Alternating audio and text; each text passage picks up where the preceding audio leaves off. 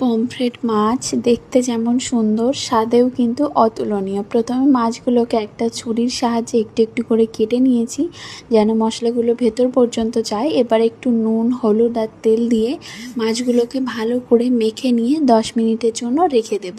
এবারে কড়াইতে বেশ কিছুটা তেল দিয়ে মাছগুলোকে এপিট ওপিট করে উল্টে পাল্টে লাল লাল করে ভেজে নামিয়ে নিয়েছি।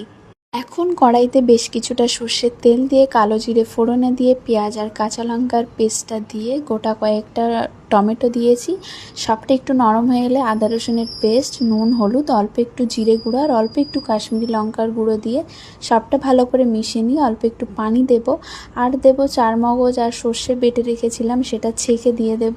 ঝোলটা ফুটে গেলে মাছটা দিয়ে 5-7 মিনিট মতো একটু ফুটিয়ে নিয়ে সব শেষে কিছুটা ধনেপাতা কুচি দিয়ে নামিয়ে নিয়েছি। গরম ভাতের সাথে খেতে কিন্তু ভীষণই ভালো হয়েছিল আর দেখতেও কতটা লোভনীয় লাগছিল। দেখো, তোমাদের কেমন লাগলো অবশ্যই জানিও। বাই।